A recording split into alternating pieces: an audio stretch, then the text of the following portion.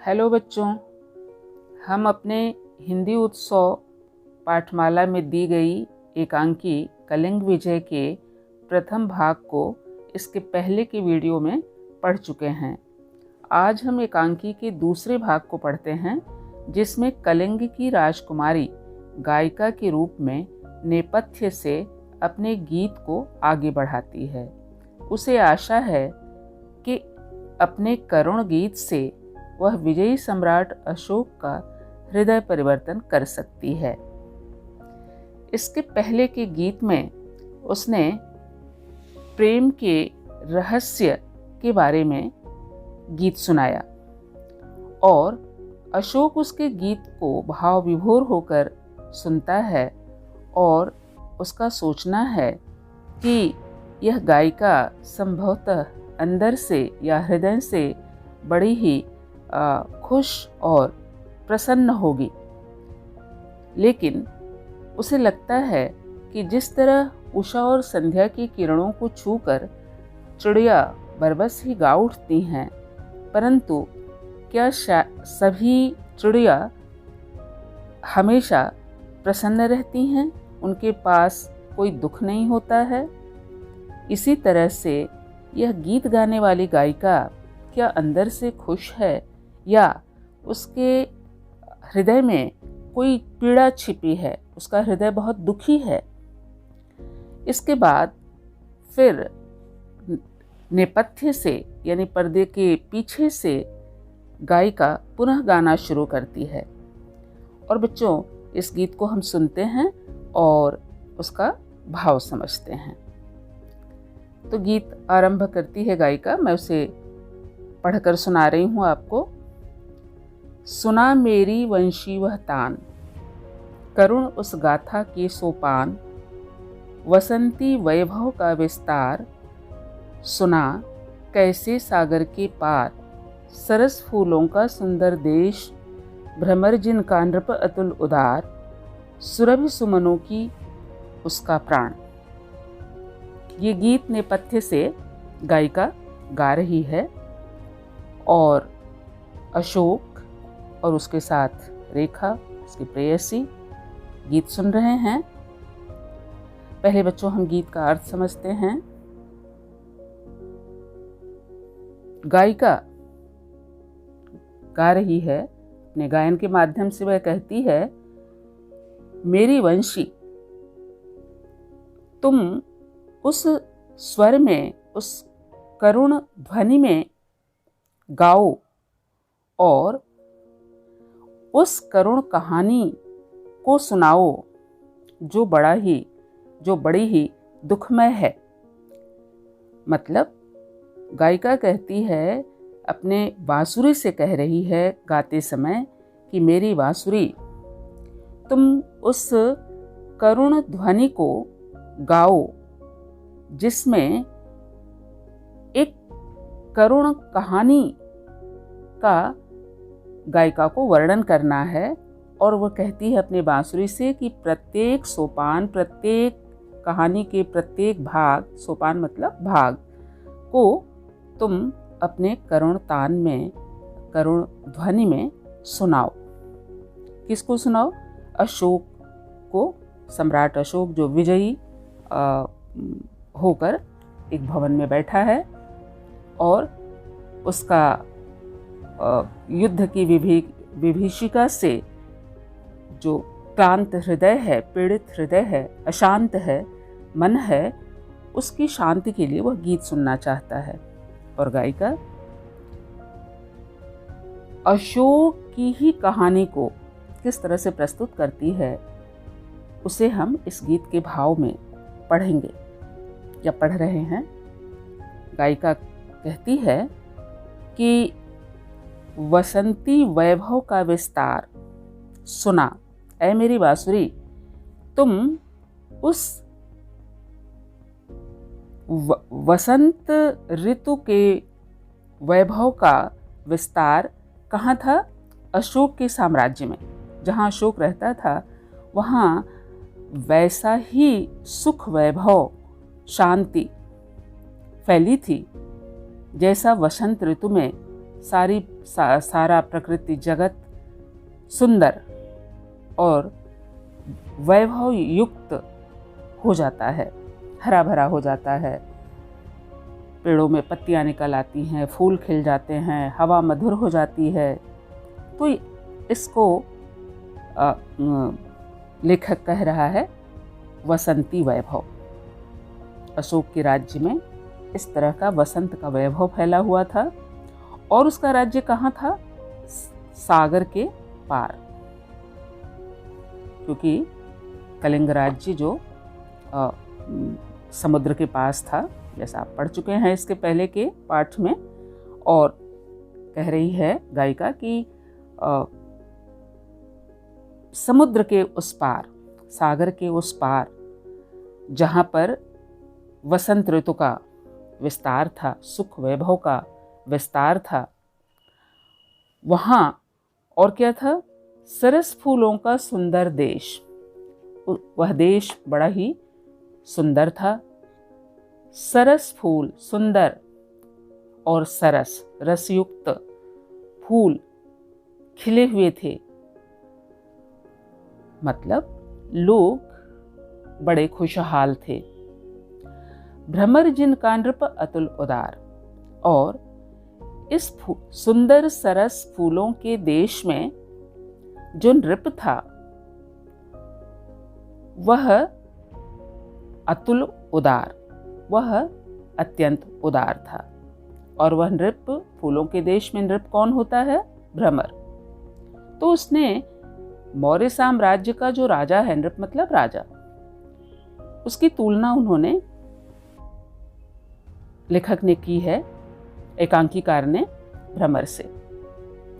जैसे फूल के बगीचे में भ्रमर एक राजा की तरह से उड़ता फिरता रहता है और फूलों के सुगंध का आनंद लेता है, उसी तरह से फूलों के रस का पान करता है, उसी तरह से अशोक भी अपने वैभव युक्त सुखद साम्राज्य में सुखी था। साथ ही वह अपने प्रजा के प्रति उदार भाव रखता था। और आगे पुनः गायिका अपने गीत को बढ़ाती है, कहती है, सुरभि सुमनों की उसका प्राण। भ्रमर का प्राण कहाँ बसता है? सुमनों के सुरभि में, मतलब फूलों के सुगंध में। इसी तरह से राजा अशोक अपने प्रजा के खुशी में उसका प्राण बसता था। गीत थोड़ा रुकता है और फिर पुनः अशोक बोल उठता है अपनी प्रेयसी रेखा से, रेखा, स्वर बदल गया है, तुम सुन रही हो? रेखा चुप हो जाती है। फिर गीत चलता है। भ्रमर का सुनकर मधुर निनाद, गंध का पा मधुमय संदेश, पवन की चंचल लहरी एक, पार कर अनजाने से देश, खोजती पहुंची उस उद्यान, सुना मेरी वंशी वह तान। आगे गायिका फिर कहती है, भ्रमर का सुनकर मधुर निनाद। भ्रमर पुष्प फूलों के बगीचे में भ्रमर मधुर निनाद मतलब गीत गा रहा था। भ्रमर गुंजित होते हैं तो भ्रमर की एक मधुर आवाज़ होती है उनके गूंजने की। तो भ्रमर का सुनकर मधुर निनाद, भ्रमर के सुंदर गुंजन को सुनकर और फूलों के गंध का मधुमय संदेश पाकर, बगीचे में, फूलों के बगीचे में फूलों की सुगंध बिखरी रहती है, उस गंध का संदेश पाकर पवन की चंचल लहरी एक, पार कर अनजाने से देश। पवन की चंचल लहरी, इस बीच हवा का एक चंचल झोंका, पवन की चंचल लहरी, हवा का एक चंचल झोंका, दूर देश से पार कर अनजाने से देश, दूसरे देशों को पार करते हुए, अनजाने देशों से पार होते हुए खोजती पहुंची उस उद्यान। राजा के उद्यान में, जिस उद्यान में भ्रमर, राजा रूपी भ्रमर खुशहाल और शांत स्थिति में प्रसन्नता पूर्वक मधुर निनाद, सुंदर गीत में जिसका जीवन था, उस राजा के उद्यान में एक चंचल हवा का झोंका दूसरे देशों को पार करते हुए आ पहुंचा। तो बच्चों, इस पद का अर्थ भी आपको समझ में आ गया होगा कि भ्रमर के सुंदर गुंजायमान गीत को गूंजते हुए, गुंजन को गूंजते हुए उसके गीत को, और फूलों के सुगंध का मधुर संदेश पाकर हवा का चंचल झोंका आ गया बगीचे में। उद्यान मतलब बगीचा, और मतलब ये है कि ये जो चंचल झोंका आया है बगीचे में, यानी राजा के साम्राज्य में, ये चंचल झोंका क्या है? यह राजा के मन में एक महत्वाकांक्षा का वेग उठता है। महत्वाकांक्षा की एक दूसरा बचा हुआ एक देश सिर्फ कलिंग बचा था, उसे प्राप्त कर लेने की महत्वाकांक्षा राजा के मन में जागृत हो गई थी।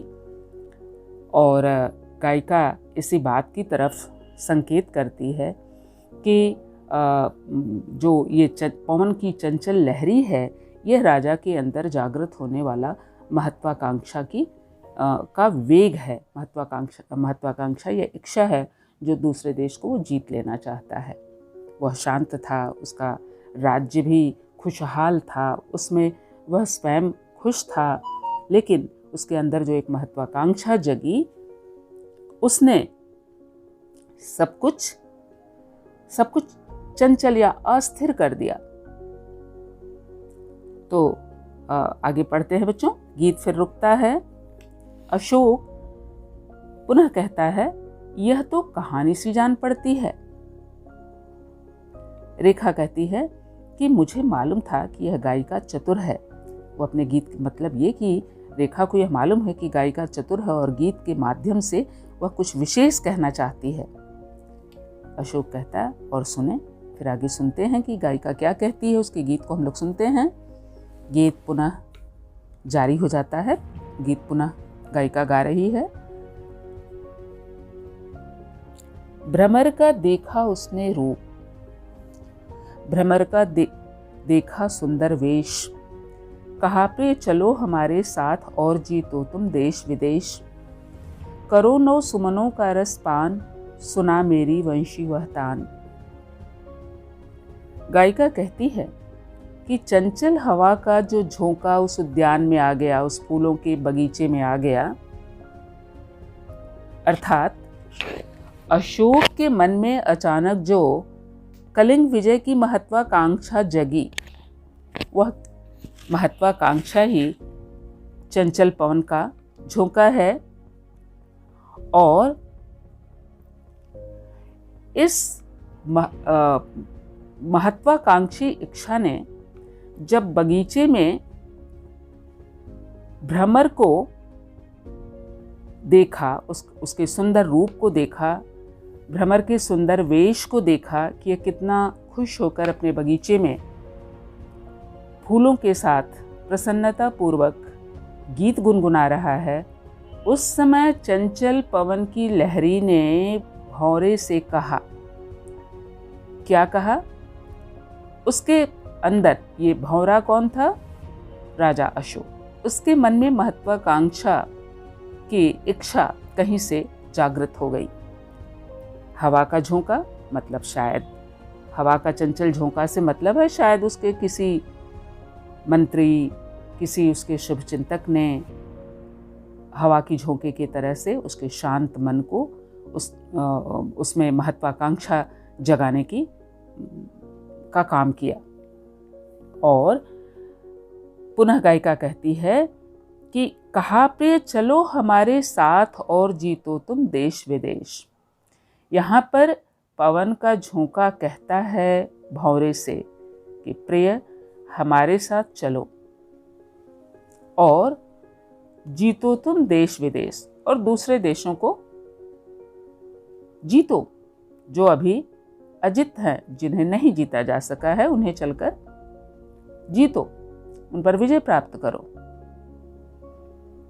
तो आप समझ गए होंगे कि भ्रमर जो है वह राजा के लिए कहा जा रहा है, और इस भ्रमर को इसका सुंदर वेश देखकर हवा का झोंका इससे कहता है कि हे प्रिय हमारे साथ चलो।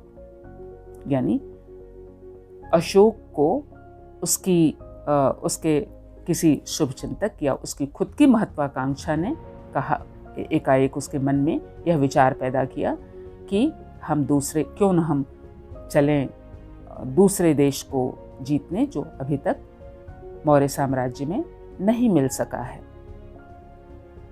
ये अर्थ है उसका अंदर का। और फिर भौरा फिर पुनः क्या कहता है आगे, करो नो सुमनों का रसपान, सुना मेरी वंशी वह तान।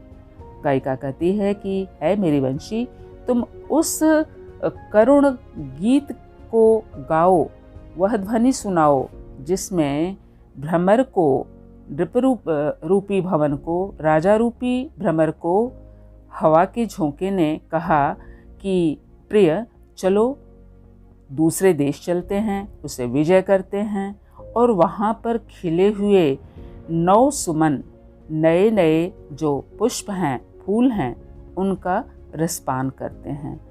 उनका रसपान समझते हैं, फूलों के रस का पान भौरे करते हैं।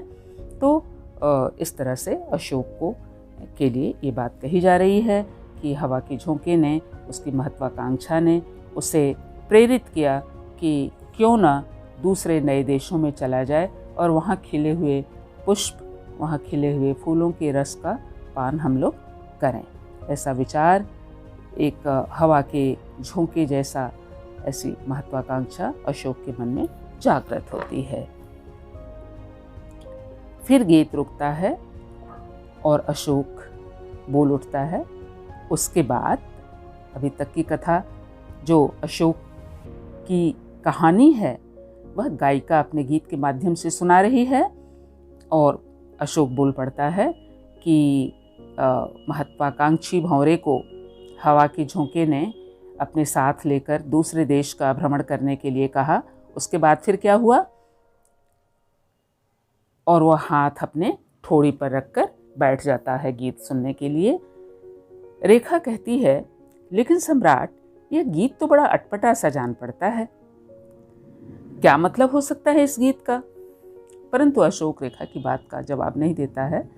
वह गायिका से कहता है संभवतः कि उसके बाद, जहाँ तक की कहानी उसने सुनाई, उसके बाद क्या होता है, गीत पुनः निकलता है, स्वर में तीव्रता आ जाती है।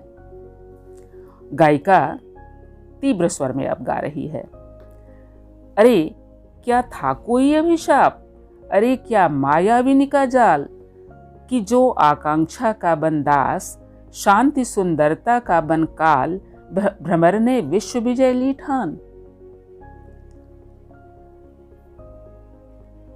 गायिका कहती है आगे कि यह क्या एकाएक हो गया, भ्रमर को, जो शांतिपूर्वक अपने उद्यान में फूलों का रस पान कर रहा था, गुनगुना रहा था, उसके साथ क्या हुआ, कैसे वह दूसरे देश की सैर पर निकल पड़ा, अपनी महत्वाकांक्षा को मन में लेकर? क्या किसी हवा के झोंके ने उसे प्रेरित कर दिया? क्या उस पर कोई अभिशाप था? अरे क्या था कोई अभिशाप, कोई उसे शाप मिला था?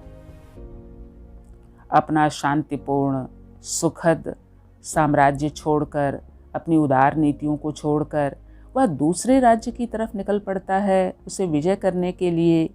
जैसे भौरा अपने बगीचे को छोड़कर दूसरे बगीचे में चला जाए, दूसरे फूलों को देखने, उसका सुगंध पाने, उसका रसपान करने।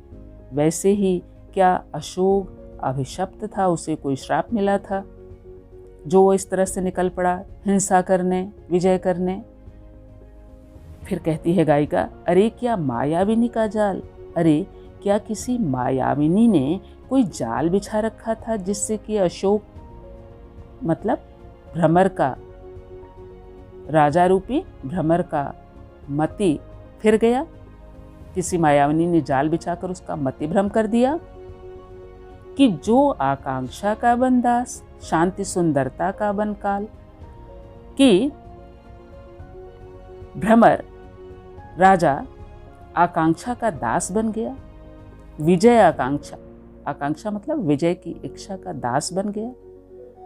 और शांति और सुंदरता जो चारों तरफ फैली थी उसका वह काल बन गया। शांति और सुंदरता को नष्ट करने निकल पड़ा। फिर आगे गायिका कहती है, भ्रमर ने विश्व विजय ली ठान। तो इस तरह से भ्रमर जो अपने उद्यान में शांतिपूर्वक विचरण कर रहा था, वैभव और अपने ऐश्वर्य में प्रसन्न था, उदार चित्त था, उसने एकाएक विश्व विजय की आकांक्षा ठान।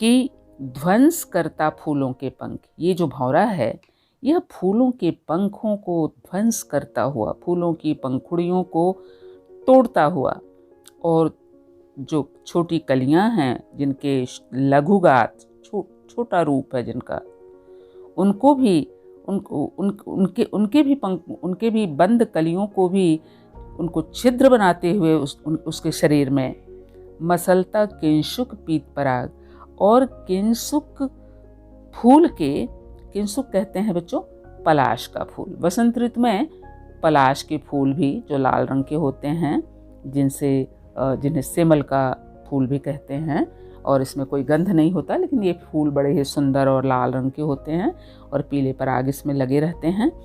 तो और मैंने बताया कि वसंत ऋतु में ये भी फूल खूब खिले रहते हैं। तो यहाँ बसंत ऋतु की ही बात हो रही है, उस उद्यान की बात हो रही है जिस उद्यान में वसंत ऋतु छाया हुआ है। सारे फूल खिले हुए हैं, पत्तियाँ हरी भरी हैं।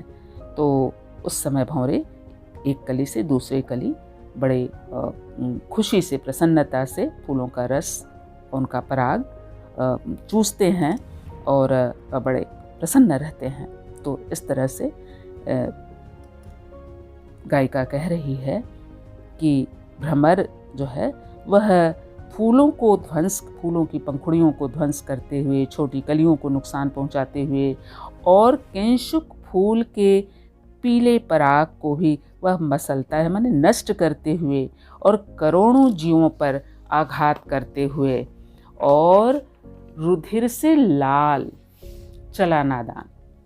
और वह इन फूलों, पंखुड़ियों और अनेक जीवों के रुधिर से, रक्त से अपने को लाल करके चला जा रहा है। सुना मेरी वंशी वह तान।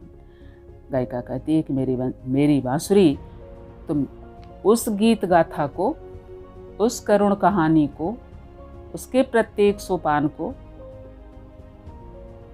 सुनाओ राजा को।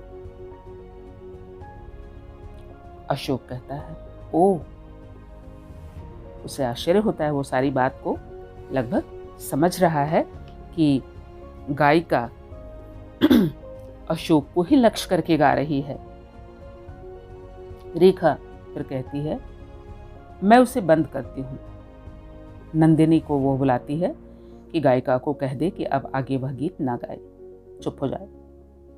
लेकिन गायिका अब जो अंदर के बाईं तरफ कक्ष में बैठी हुई थी, जैसा कि आप पहले पाठ में वीडियो में पढ़े हैं, वहाँ से वो फिर सामने आ जाती है और आकर के रेखा उससे, जब वो गीत गाना शुरू करती है, गीत गाना चाहती है, तो रेखा उससे पूछती है कि कौन तुम गायिका, मेरी आज्ञा के विरुद्ध तुम कैसे यहाँ आ गई? अशोक कहता है, ठहरो रेखा।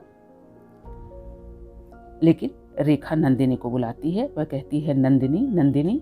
वो शायद उसका मतलब था कि आकर के वह गायिका को गाना गाने से, गीत गाने से रोके। गायिका अशोक को लक्ष्य करके गाना आरंभ कर देती है और फिर कहती है, फिर गाती है, कुछ अर्थ भरे स्वर में वह अब गा रही है। कहाँ वह मधुर मधुरमय राग, कहाँ वह यौवन वारि विलास, कहाँ उषा रंजित मधुहास, एक बस अभिलाषा की प्यास, बने हो पुष्पराज पाषाण, सुना मेरी वंशी वह तान। पुनः आगे अपना गीत जारी रखती है और कहती है कि कहाँ वह मधुर मधुरमय राग, कहाँ तुम जब बगीचे में, भ्रमर, जब तुम बगीचे में घूमते थे, भ्रमण करते थे, उस समय तुम्हारा जो स्वर था, राग था, स्वर, वह मधुर और मधुमय था, मीठा, मन को बहुत ही अच्छा लगने वाला तुम्हारा मधुर राग था, मधुमय राग था।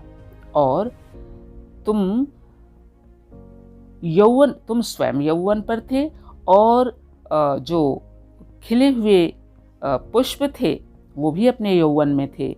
इस तरह से तुम जो अपने युवावस्था का भोग विलास कर रहे थे, यौवन वारि विलास, युवावस्था का भोग विलास अपने उद्यान में कर रहे थे।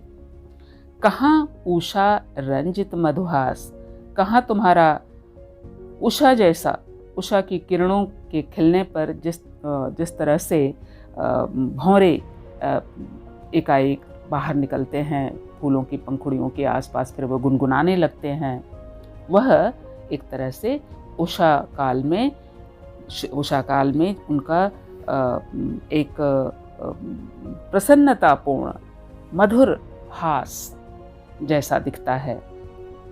एक बस अभिलाषा की प्यास। लेकिन यह सब कुछ छोड़कर उषा काल में मधुर हास करने वाले भ्रमर, पुष्पों के उद्यान में भोग विलास करने वाले भ्रमर, तुम्हारा वह मधुर राग कहाँ चला गया?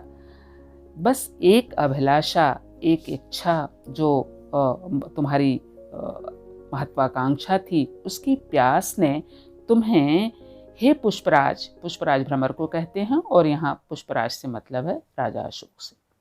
कहती है गायिका कि तुम्हारे अंदर जो एक अभिलाषा की प्यास जगी, जो तुम्हारी एक महत्वाकांक्षा तुम्हारे अंदर जगी, उसने तुम्हें पाषाण हृदय, पत्थर हृदय जैसा, वज्र हृदय जैसा बना दिया। हे पुष्पराज, तुम कैसे पाषाण हृदय बन गए?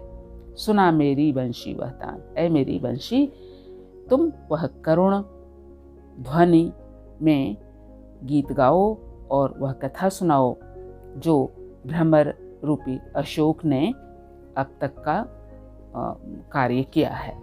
तो बच्चों, मैं समझती हूँ कि आपको यह पाठ अभी तक का समझ में आ गया है। जो आगे फिर अभी पाठ बच जाता है, इसे मैं आगे के वीडियो में पढ़ाऊँगी और मैं समझती हूँ कि आपको ये पाठ समझ में आया होगा। अच्छा होगा कि अगर कहीं आपको पाठ के दौरान कठिनाई कोई आई हो, कोई आपका प्रश्न हो, तो आप अवश्य पूछेंगे। धन्यवाद।